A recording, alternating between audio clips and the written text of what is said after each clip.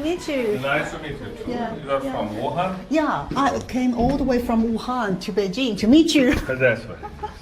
Thank you very much. Today, we are honored to invite Professor Shahbaz Khan, Director of the UNESCO Regional Office for East Asia and a distinguished guest at this year's Great Rivers Forum in Wuhan, to join us on Changjiang Dialogue.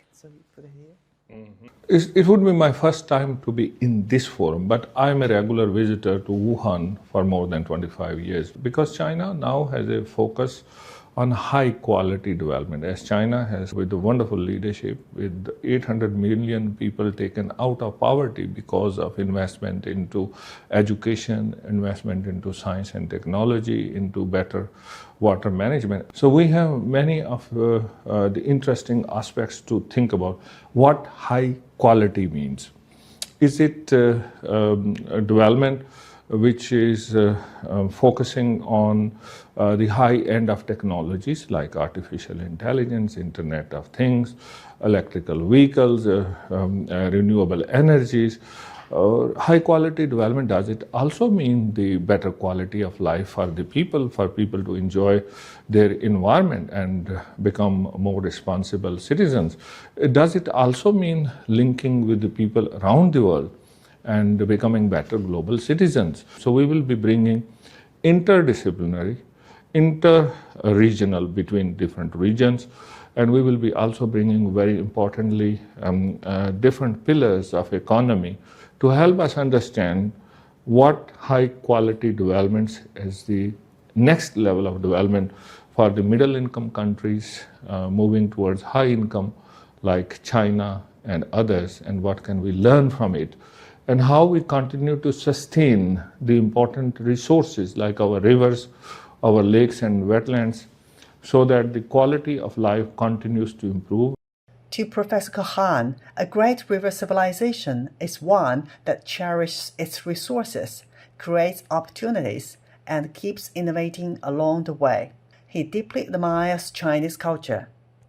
I really enjoy wherever I go in China to see the calligraphy is so special for people, and so it will be linking with the literature, and people who are listening to poetry, they're enjoying the tea. Tea needs a lot of good water as well, and the rain to grow in the best places. So all this is part of quality civilization, which are a great testament to those civilizations which learn to live with what they have, and they continue to bring new innovation to cope with the new realities.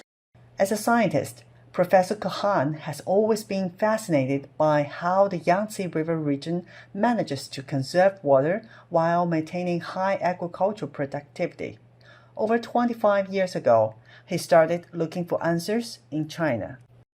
We observed that along the Yangtze River, people are very successful in growing more with less.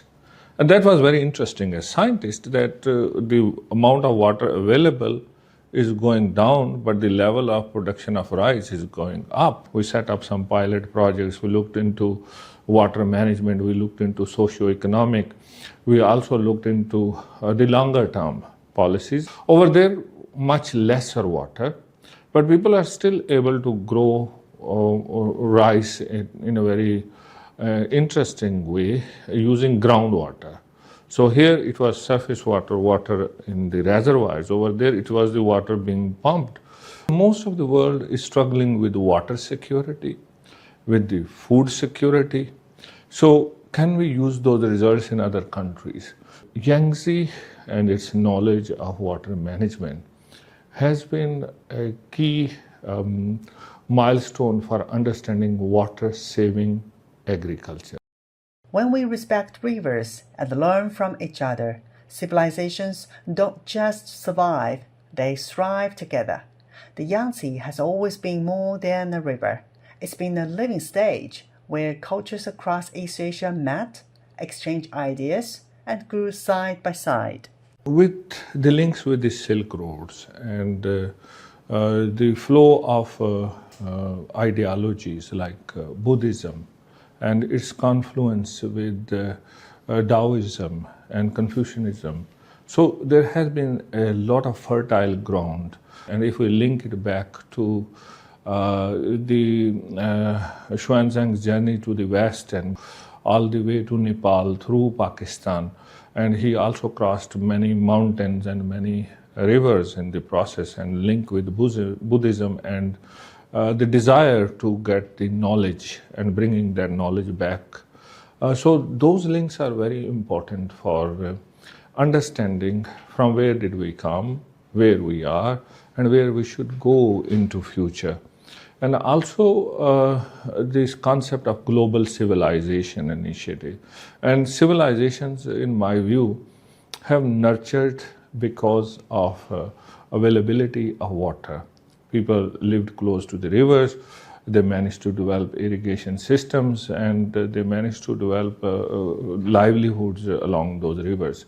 So one of the beauties of our world is that we as humans like to explore and like to learn and like to connect. That's the concept of the Belt and Road and the Silk Roads as well. So these civilizations, the Yangtze River civilization, the Yellow River civilization, the Indus River civilization, the Brahmaputra, for example.